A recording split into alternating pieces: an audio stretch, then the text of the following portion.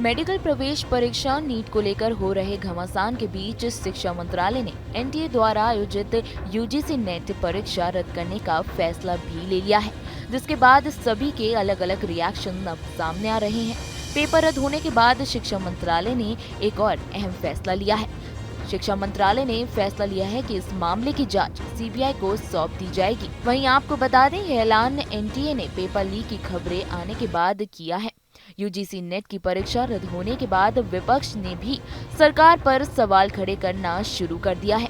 आइए पहले जानते हैं इस बार नेट यूजीसी में क्या कुछ बदलाव किए गए थे। पहले की परंपरा से हटकर इस बार नेट एक ही दिन यानी 18 जून को पेपर एंड पेन मोड में आयोजित कराया गया, जिसमें रिकॉर्ड 11 लाख छात्रों ने परीक्षा के लिए पंजीकरण कराया गया था। मंत्रालय का ये फैसला मेडिकल प्रवेश परीक्षा यानी नीट पर कथित अनियमितताओं को लेकर उपजे बड़े विवादों के बीच किया है, जिस पर अभी सुप्रीम कोर्ट में सुनवाई जारी है। वहीं इस मामले में शिक्षा मंत्रालय ने क्या कुछ कहा, ये चलिए जानते हैं। शिक्षा मंत्रालय का कहना है कि उन्हें 19 जून 2024 को यूजीसी को गृह मंत्रालय के अंतर्गत आने वाली भारतीय साइबर क्राइम कोऑर्डिनेशन सेंटर की राष्ट्रीय साइबर अपराध खतरा विश्लेषण इकाई से इस परीक्षा को लेकर कुछ जानकारी मिली थी। इन जानकारियों से यही अनुमान लगाया जा सकता है कि परीक्षा की सूचिता में संभवतः समझौता किया गया है, जिसके बाद परीक्षा को रद्द कराने का आदेश जारी किया गया। इस बयान में उन्होंने आगे बढ़ते हुए कहा कि इस परीक्षा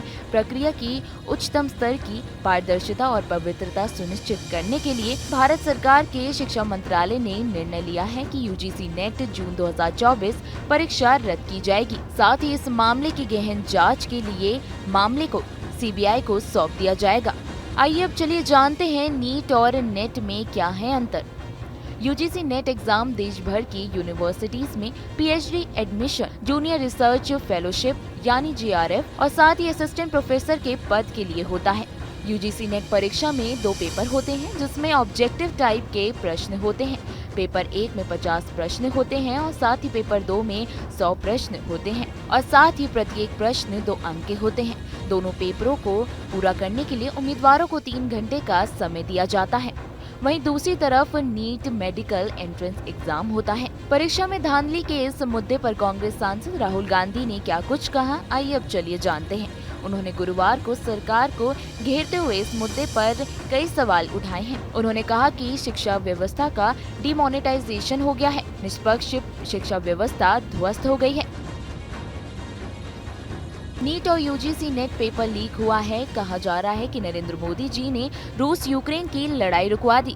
इजराइल और गाजा के बीच में चल रही लड़ाई मोदी जी रुकवा सकते हैं, लेकिन किसी कारण हिंदुस्तान में पेपर लीक हो रहे उनको नरेंद्र मोदी जी नहीं रुकवा सकते। शिक्षा मंत्रालय ने ट्वीट के जरिए परीक्षा रद्द करने पर अब विपक्ष सरकार पर हमलावर है। कांग्रेस अध्यक्ष मल्लिकार्जुन खड़गे, कांग्रेस नेता प्रियंका गांधी ने सरकार के साथ साथ पीएम पर भी निशाना साधा है। कांग्रेस अध्यक्ष ने कहा कि परीक्षा पर चर्चा तो बहुत करते हैं, लेकिन नीट परीक्षा पर चर्चा कब करेंगे। वहीं जिस नीट परीक्षा को लेकर देश भर में हंगामा मचा हुआ है, उसके लीक होने के तार बिहार जैसे राज्यों से जुड़ते हुए नजर आ रहे हैं।